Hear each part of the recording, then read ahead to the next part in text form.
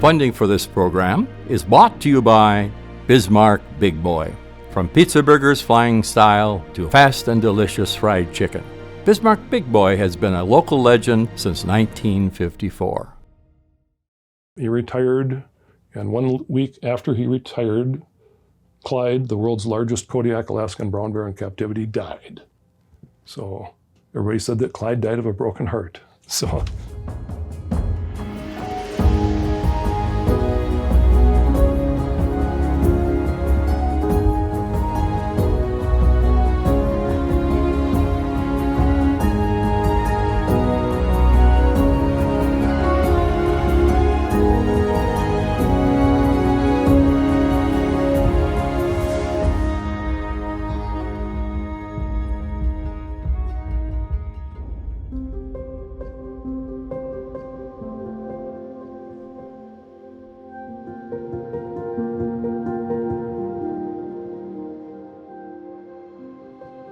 Born in Norway, Adolf Marcus, or A.M. Christianson, moved to Bismarck in 1914 after growing up in Minnesota.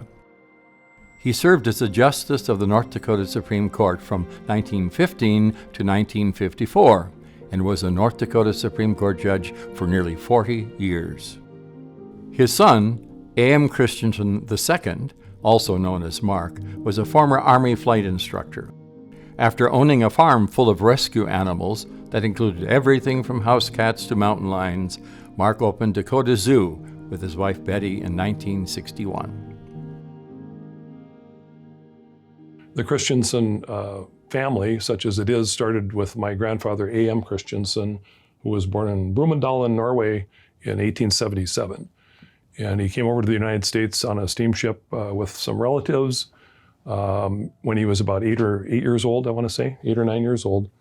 Left his family behind, which wasn't uncommon back then because I suppose times were tough and too many kids to feed. And in his case, there was a relative that had a farm in Polk County, Minnesota, northern Minnesota, that he could stay with.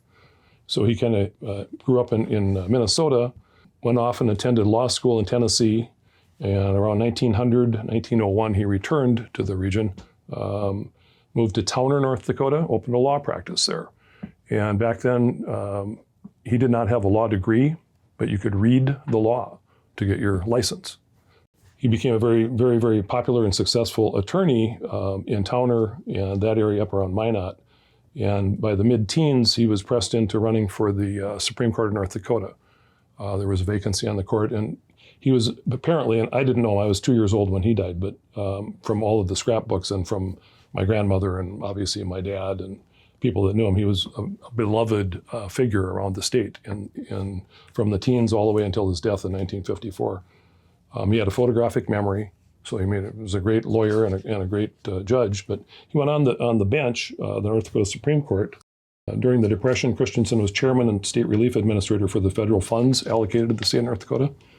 Because the Roosevelt administration wisely did not trust the Governor Langer's administration to administer those dollars to the state, the federal relief funds. From Franklin D. Roosevelt, the White House, Washington, D.C., November 1935. My dear Judge Christianson, I've been informed by Mr. Hopkins of the very excellent work which you and other employees of the State Emergency Relief Committee have carried on behalf of the unemployed in your state. At this time, when a large part of the federal program is being taken over by the Works Progress Administration, I want to express to you my appreciation of the very great service which you have rendered to your state very sincerely yours, Franklin D. Roosevelt. He was involved nationally in the formation of the National Youth Administration and eventually turned down President Franklin Roosevelt's offer of a position in Washington. He served as president of the North Dakota Community Chest. He was known as the father of today's United Way. It started as a community chest. And he served as president of that for 21 years. During World War II, he headed the North Dakota War Chest. Ultimately, he would go on to be elected to a seat on the North Dakota Supreme Court in 1920, 1926, 1932, 1938, and 1948. He took a temporary leave of absence during the Depression for a couple years to head up the Relief Administration, so there's a little bit of a gap there. When he died in 1954, he was still in office after having served 39 years and 1 month. He was known as, in some of the eulogies in the newspapers, he was known as the Lincoln of North Dakota. my grandfather, Judge A.M. Christianson, died when I was 6, I believe. And so my dad moved my grandmother, his wife, moved the big house, their huge house, moved it out into the country by our house. And so I spent a lot of time with my grandmother and grew up playing canasta and all kinds of card games and just, spending a lot of time with her. My dad graduated from from Bismarck High School in 1936. The year ahead of him was his best friend, Francis Register. There were a number of registers around here. By the late 1930s, my dad was interested in and had taken up flying as a hobby. He had gone to there was an aviation school at Wahpeton at the time, and both he and Francis attended that. By the very late 30s, he was instructing at what became Capital City Aviation. It was called the Bismarck Flying School back then. My dad was the chief flight instructor, actually, when it became apparent that we were going to get involved in a war overseas by, let's say, 1940, he and his best friend Francis went down to St. Paul and took the test. They tried to enlist in the Naval Fighter Pilots program, and they both flunked it. Neither one of them passed. So he came back here and continued with this flying school operation. War broke out. He was able to enlist as a second lieutenant, commissioned officer, if you will. He was an instructor during the war for the first couple of years of the war in Hibbings, Montana, Hibbings, Minnesota, and I think he was in Billings. Then he went into what was called the Air Transport Command, which was an Army. There was no Air Force at the time. It was the Army Air Force. The Air Force didn't come into being until after World War II as its own entity. So he flew for the Air Transport Command and flew all over the world, routes including all down South America and across the Atlantic, ferrying people, mostly people, probably parts, whatever. He was stationed in Cairo for a year towards the end of the war, flew in and around Saudi Arabia, and he always said that he never heard a gun fired in anger during the war. He was not a fighter pilot. In fact, I think he used to say that the only time he ever heard a gun go off was when they opened the bars in Cairo. They'd fire a pistol or something. Maybe it was when they closed the bars, I don't know. After the war, Dad moved back to Bismarck, where his wife, I should mention a little bit about my mother, Betty Barnes was her maiden name. She was also born and raised in Bismarck, as was my dad. They were both born in the teens. Mom was a couple years older. Her father, Frank Barnes, was the sheriff of Burleigh County in the teens and into the 20s, at which time he was like one of the youngest sheriffs in the United States at the time. So she grew up in Bismarck, as did my dad. She worked at the Lucas store, and I guess my dad used to go in to try and meet her. She was a couple years older. Her younger sister, Beverly Barnes, was in my dad's class and was a friend, and they never dated, but he always tried to go over to their house so that he could see Betty. And as fate would have it, they ended up together and got married during the war, 1942, I think. That's when they got married, before he went overseas, which was pretty common. So he comes back, and his love of animals continues, in that he was able to acquire some land in northwest Bismarck, which was then out in the country. This was before the interstate highway came through. In today's world, it would be out by what is now Dan's Super Value Face and Jaw Surgery Center, up off of Divide, that area between there and the interstate. And he built and started building what was to become, he was intending it to be a mink farm. He was going to raise minks and chinchillas because there seemed to be a market for that, and he could make money doing that. He and his friends and buddies and neighbors, et cetera, built what became our house. It was intended to be a mink barn, and it never got any bigger than 2 bedrooms and a loft and a bathroom and a living room and a kitchen, but it worked fine. Then he segued into the poultry business in the early 1950s. Armour Creamery opened a processing plant here, and he and like a lot of other people got talked into opening or building barns to raise chickens and turkeys, and raised them by the thousands, and they were sold, processed and sold up and around here. By the mid-50s, I think, is when Armour pulled out for whatever financial reasons and kind of left all these guys high and dry. And he had buildings, and during all that time, there was always animals around, what became known as the Christianson Farm in Northwest Bismarck. And as I was a kid in the mid-50s, by the time I was 3 or 4, we always had pet monkeys in the house. We had a pet black bear on a chain out in front that lived in a dog house. The usual, we always, aquariums with fish and birds and, of course, dogs and cats. He built kennels, and we boarded dogs and cats for years. We boarded horses. We had our own horses. But it was called the Christianson Farm, and it was never, he never tilled anything, never even grew alfalfa, I don't think. So it was a hobby farm for animals is what it was. It wasn't an agricultural farm. We had gotten a mountain lion, an adult mountain lion, who was wild. She was not raised as a baby, wasn't people friendly. Her name was Maja. Got her home, and she had a malignant tumor on her nose. Well, Dr. Tom Orchard was our vet and also a very close personal family friend. And he and Dr. Mike Goffiner, who was a surgeon and happened to be our family physician, both did the operation on this mountain lion out in our building, the monkey barn. Big cats are very, very sensitive to anesthesia, particularly the anesthesias they were using in those days. And they gave her a test dose. Well, the test dose knocked her out so far that they went ahead and did the surgery. Well, then they were worried about her recovery. So Dad brought her in the house, laid her on the couch, and hooked up IVs over our rafters. Well, so I barricaded my door just in case she woke up. That was, in those days, I don't think we even had locks on our doors. Well, I know we didn't. The milkman would come and, literally come in the house and put the milk in the refrigerator. And they were in bottles in those days. And I remember waking up hearing a crash when the milkman came in, and the mountain lion stirred at that point, moved around. And there was a crash, and he walked out backwards and never brought milk in the house again. He just left it on the front porch. So Dad got the mountain lion out before she was fully awake. Certainly wasn't a danger to anyone, but the milkman did not know that. KFYR had a TV show called The Marshall Bill Show in the mid to the late 50s. And my brother started taking a monkey on that show.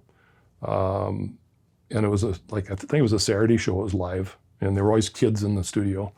And Mark, my brother, shows up with this monkey, and it's the hit.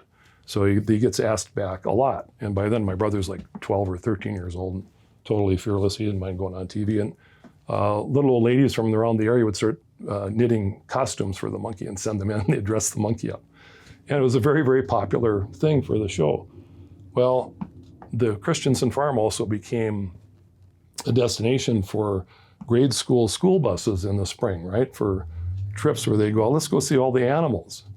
And we would have, sometimes we had a large, expansive front lawn out in front of our house.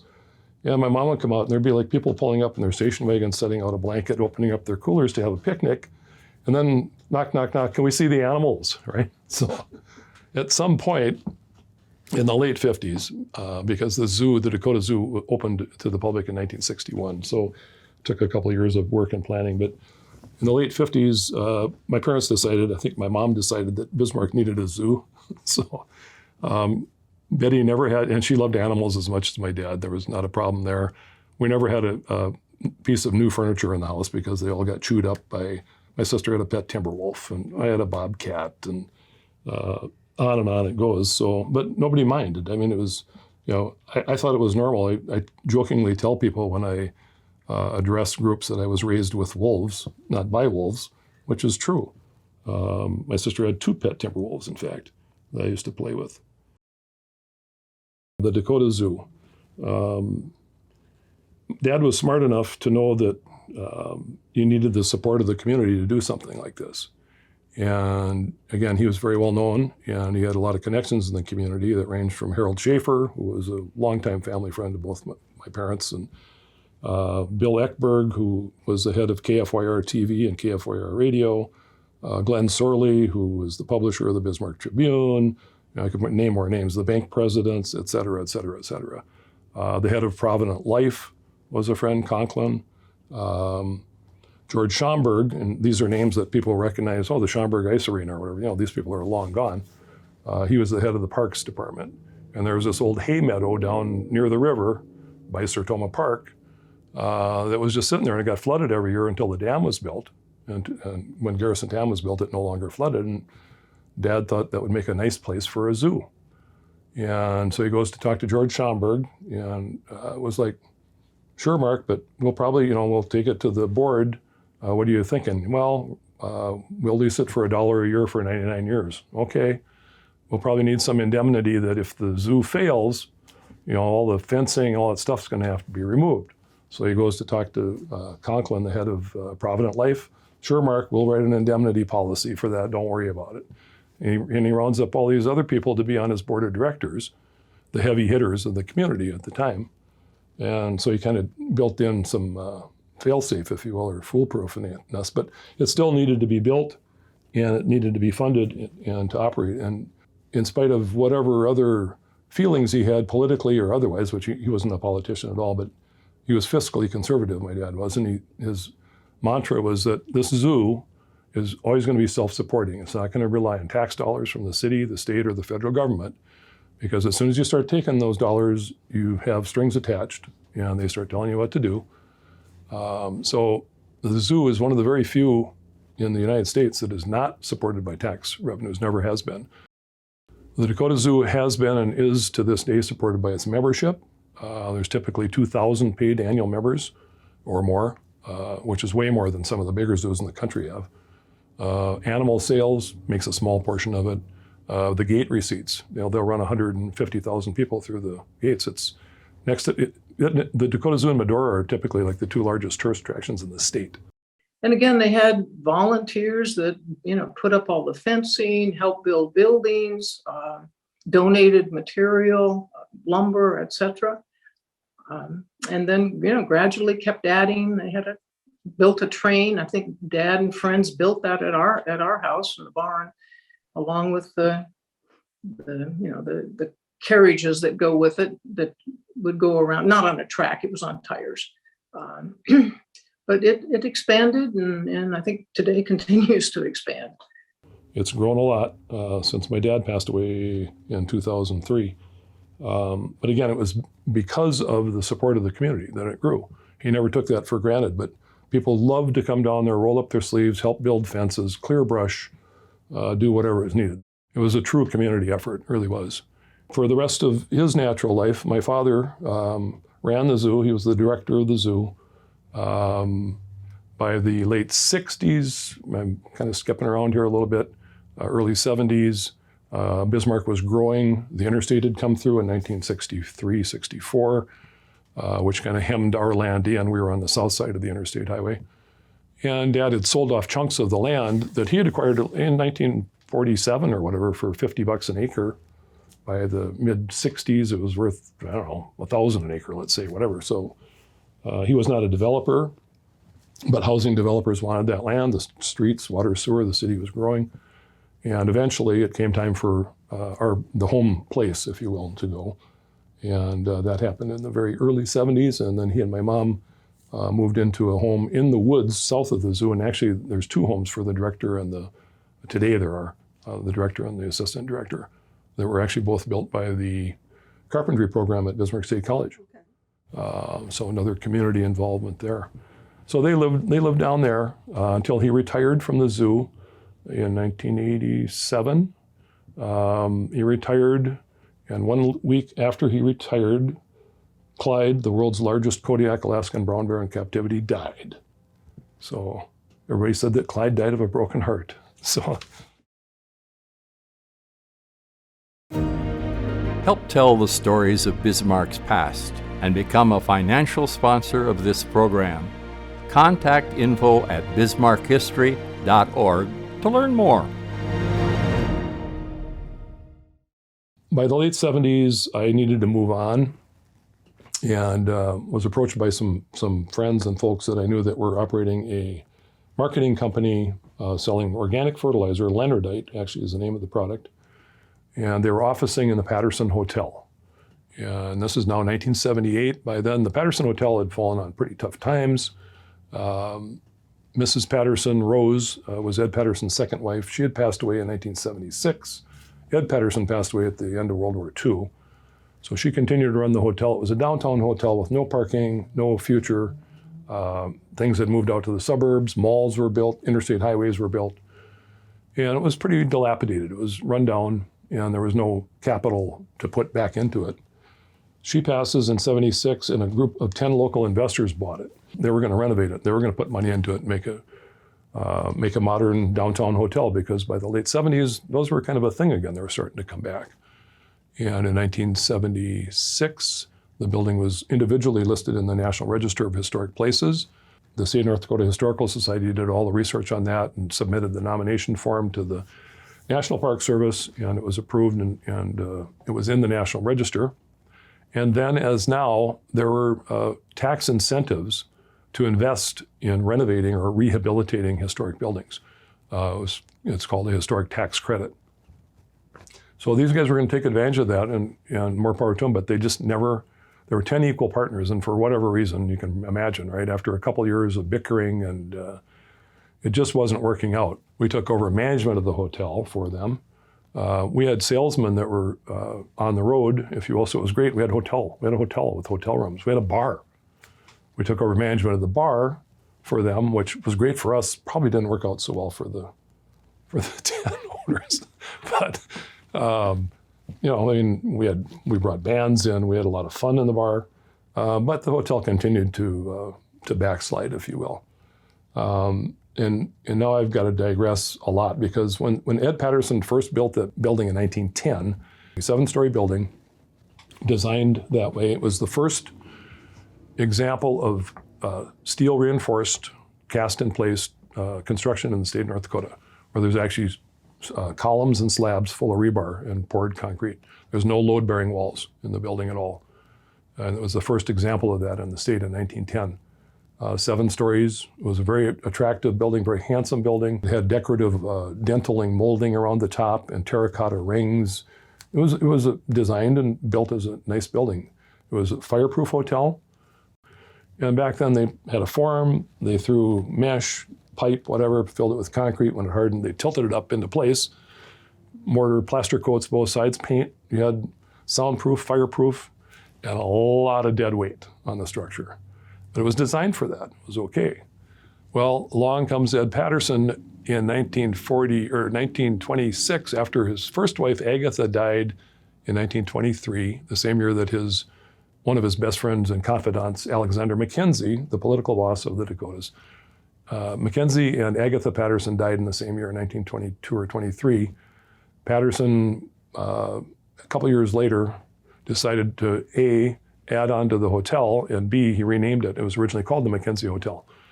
He renamed it after himself, the Patterson. The reason he decided to add the upper floors, which became 8, 9, and half of 10, was because at the time, he was paying, by the end of World War I, he was paying approximately $20,000 a year in property taxes on the hotel.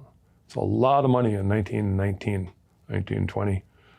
And the Century Code then, as now, with some changes, provided that you didn't pay taxes on a building while it was under construction.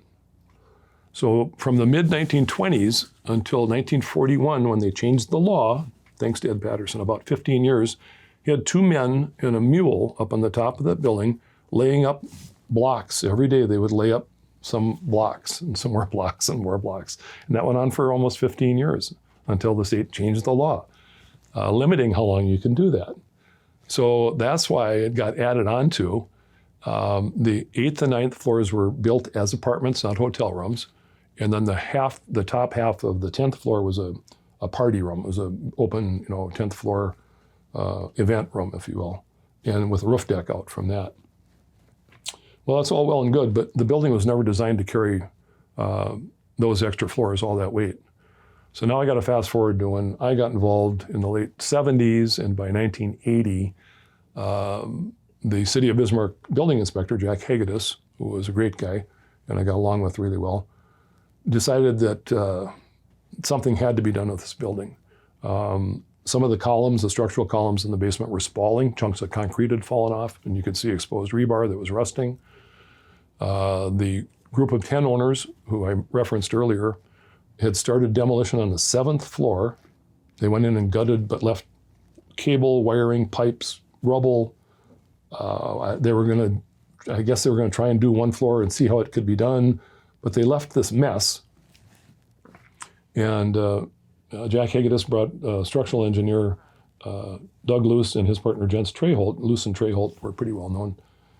Through, and they did an evaluation. They said, they wrote him a letter, said in their estimation it would not be economically feasible to repair the building, and it should be torn down. By then we were in the midst of processing paperwork with HUD Denver on a Section 8 low-income elderly project, whereby HUD, under the program at the time, they would agree to a 20-year housing contract where they would guarantee to pay a portion of the rent of the apartments. We put 117 apartments in the building. And we were very, very, very fortunate in getting all of those stars aligning for us. And I could go into all sorts of stories about how that came about, but it was a true bipartisan project in that Governor Link's administration was instrumental in making phone calls for us. We were fortunate in that, we got the letter from HUD. Literally, it was in the typewriter when President Reagan was sworn in. The first thing he did was freeze all government actions like that, including ours. And somebody in Andrews or Burdick's office got a hold of HUD Denver and said, get that letter out. And they did. So we got our commitment, the Section 8 commitment letter. Then we had to go for financing, and there's government loan programs under Fannie Mae and Ginnie Mae, a tandem loan program that's funded by Congress. And it's for these types of projects, for low-income housing type projects. But they have a limit. They got, like, the year that we got funded, they got 1.5 billion, let's say, allocated for these loans, and they had like 5 billion in requests. So what would you do? Well, you have a lottery. You throw all the names in a hat and you pick them out. We got picked, literally, seriously. It's like, well, this is how government works, right? So we got the Section 8 commitment, we got the financing commitment, and we were able to go to work. We removed 150 tons per floor from that building of dead weight. And then went back in with steel studs and sheetrock and knew everything. And a year later, in the spring of '83, we had the grand reopening. Senator Burdick was here for the ribbon cutting. Mayor Buzz Leary at the time. A lot of other folks were here for that. 3 years ago, we sold the building. My partners and I sold Patterson to the Schuett companies out of Minneapolis, a guy named Tom Schuett and his family that have done a number of similar projects over the years. They own and manage properties in the Twin Cities and in Moorhead. And the Schuett companies turned around and invested what they thought was going to be a $7.5 million renovation. It became $10 million. From the roof down, new roof. They redid the exterior, all new windows. They went through 117 apartments with new kitchens, new boilers, new everything, new mechanical, and it needed it. All of a sudden, it's 40 years. The stuff that we did is 40 years old. So it's still there today, and it's doing well. Happy to report.